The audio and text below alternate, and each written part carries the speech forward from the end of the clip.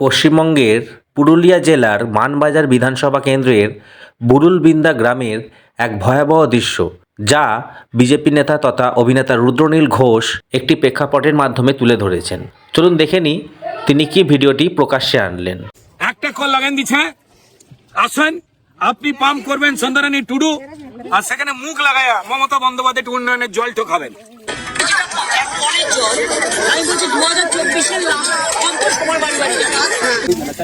কিন্তু বাস্তব তো অন্য কথা বলছে মাননীয় মুখ্যমন্ত্রী। আমরা এখন আছি মানবাজারের বুরুলবিন্দা গ্রামে। আপনারা দেখতে পাচ্ছেন যে এখানে মাটির পাথুরে মাটির ভেতর থেকে জল বেরিয়ে আসছে। আমাদের এখানের মা বোন দিদিরা যারা আদিবাসী গ্রামের মানুষ, প্রায় 500 জন মতো থাকেন, তাদের কাছে পানীয় জল বলতে এই জলটা।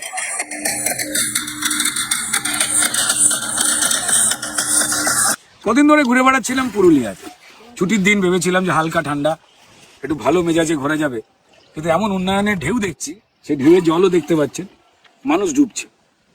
এই বুরুলবিন্দা গ্রামটা কোথায়? পুরুলিয়ার মানবাজার বিধানসভায়। শুধু তাই নয়, এখানের বিধায়ককে সন্ধ্যারানী টুডু, যিনি এখন তৃণমূলের পশ্চিমাঞ্চল উন্নয়ন মন্ত্রী। আগে ইনি পশ্চিমাঞ্চল উন্নয়ন মন্ত্রী, তারপর উত্তরবঙ্গ উন্নয়ন মন্ত্রী, এগুলো হচ্ছে ওই এলাকার মুখ্যমন্ত্রীর মতো। তো এতগুলো মানুষ, তাদের জন্য পানীয় জল বলতে এটা না না না না, গ্রামে কল আছে। হ্যাঁ, এই যে ইনি মানবিক। আমাদের মুখ্যমন্ত্রীকে লোকে দানবিক বললেও তিনি আসলে মানবিক। আদিবাসী মানুষদের সঙ্গে ধামসা মাদল নৃত্য কত কি করেন। আহা, যারা দেখছেন যে এটা একটা অপূর্ব জল, তারা ঠিক দেখছেন। আর যারা দেখছেন যে পাথুরে মাটি থেকে বেরিয়ে আমাদের মা বোন দিদিরা যে জল নিয়ে কোন রকমে এখানে খাচ্ছেন, এটা খাবার জল। ঠিক শুনছেন, দেখুন কি জল খাচ্ছেন।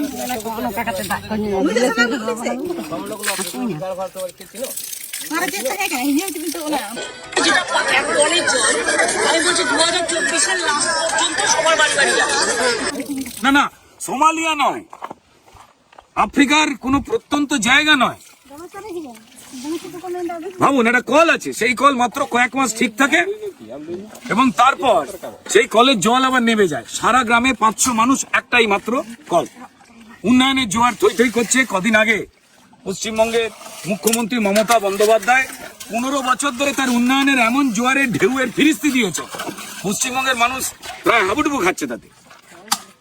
যাই হোক, এনারা মানুষ, মমতা বন্দ্যোপাধ্যায় বাড়ির লোকেরা, তার পরিবারের লোকেরা কি কি জল খায়, একদিন এই জল খেতে পারবেন মমতা বন্দ্যোপাধ্যায়। আমার এখানে ছোট ছোট মাছ হয় না দিদি? এখানে মাছ ঘুরছে, অনেক মাছ আছে। আচ্ছা, অনেক মাছ আছে। তাহলে মমতা বন্দ্যোপাধ্যায় একবার চলে আসুন। সন্ধ্যারানী টুডু এই অঞ্চলের বিধায়ক, তৃণমূলের মন্ত্রীও বটে। একটা কল লাগান দিচ্ছে, আসেন আপনি পাম্প করবেন সন্ধ্যারানী টুডু, আর সেখানে মুখ লাগায়া মমতা বন্দ্যোপাধ্যায় উন্নয়নের জল ঠকাবেন। তাহলে বুঝবেন যে এরা মানুষ, এদের ঠকায় সেই ভোটটাতে জিতেন। আমি ডেড বডি ভোট প্রতিশোধ ধরছি না। এই হচ্ছে দুর্ভাগ্যজনক অবস্থা।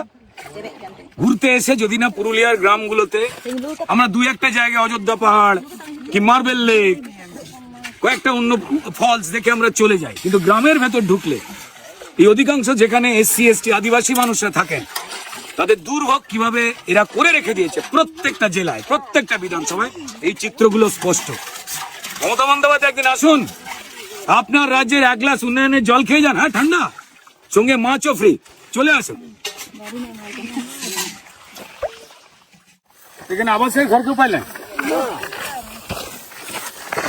আবাসের ঘর নেই, একটাই মাত্র কল আছে, সেখানে থেকে থেকেই জল থাকে না। গরমকালে তো থাকেই না নাকি?